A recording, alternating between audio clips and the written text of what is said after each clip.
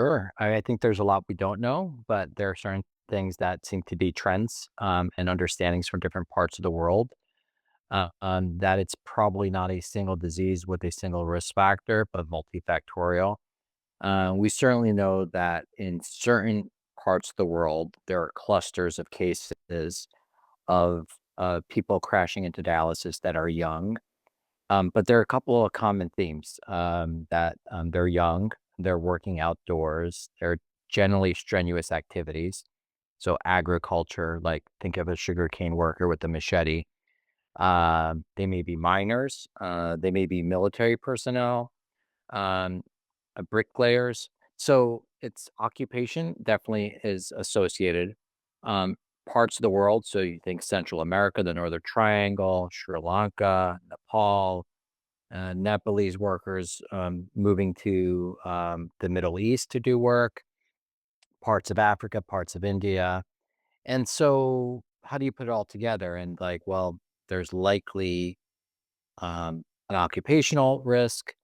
There could be a genetic risk factor because it definitely we see it in families, but then a lot of the family members work in the same business. Um, and in addition to heat stress, many people think that environmental toxins, like so, they're fishermen and they're working in high mineral waters where the pesticides don't degrade, and so pesticides may be involved. Certainly, we've seen this in Africa, where I'm just coming back from, that there are these homeopathic remedies that people take, for any kind of ailment, any kind of headache, and, they're just traditional to use, but, they're clearly never toxic. People have definitely crashed into dialysis, even without the occupational hazard, and then there are known medications. So if you are a sugarcane worker with the machete, but you're having pain, you take ibuprofen, that will also contribute to the disease. So it's a complex answer. I think a lot of the risk factors are known in terms of if you're working in certain parts of the world and you're doing these things, that you put you into a high risk of, we're calling it CKDu or, unknown origin, traditional, but it's really multiple small acute insults to the kidneys that accumulate over time.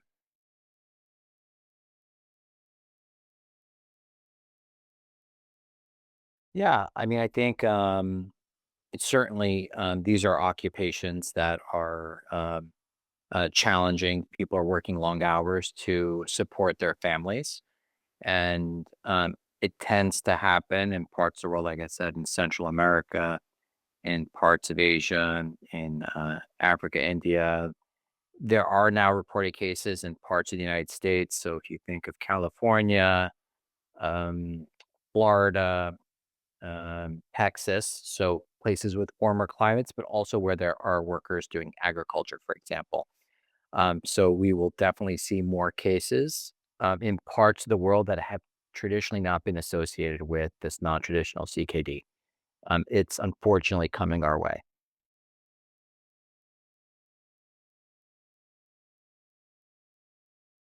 I mean, the first thing is awareness that this exists, right? So I think many people, many physicians are unaware of this phenomenon. So to be aware that if you have a patient, what is their occupation and what are medications they're taking? What's their family history? Are they also diabetic and hypertensive, right? Do they have, now a milieu of risk factors? And then just sort of good advice. Hydration is really important. um, Unfortunately, there are places in the world where clean water may be an issue, so people are taking high fructose drinks, thinking that they can avoid the water. They're hydrating, they're getting sugar. Unfortunately, a lot of these drinks are inflammatory towards the kidneys, so it's an additional. So getting um, just sort of good advice about clothing that you wear, avoiding certain hours of the day. I think the other segment of the population that needs to be educated is employers. So if you're an employer, whether it's in mining and agriculture, if you want to support your workers and make sure you don't lose them, you may want to institute some policies around taking breaks, avoiding, peak hours. I even met a minister of agriculture in a part of the world that has advocated for nighttime farming, right? Which sounds crazy, but that's important, right? Because that's a potential solution. So really these employers have access to all these people that are not going to go to clinics, right? They're not going to, they're so interested in earning to support their families that something that we can do is potentially bring the testing to their site.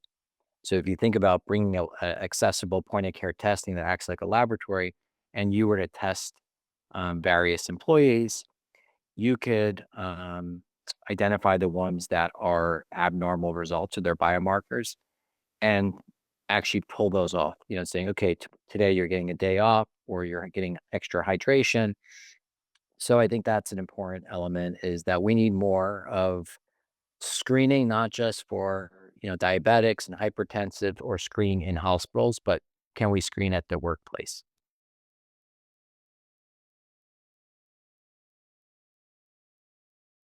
Yeah, I think, a more targeted approach in terms of when you have, 1,000 farmers, working this one area, not all of them will get it. A large number do, you know, but not all of them. So what's different, And so if we had a targeted approach to knowing who's more at risk, then you can potentially implement some strategies for that specific population. And there are definitely academic centers that are working on more of like the pathophysiology of the disease. I think the bigger efforts is how do we use digital health? How do we use point of care testing? Are there other biomarkers that are specifically important for this as opposed to other types of kidney injury and disease? I'm sure we'll see more of that.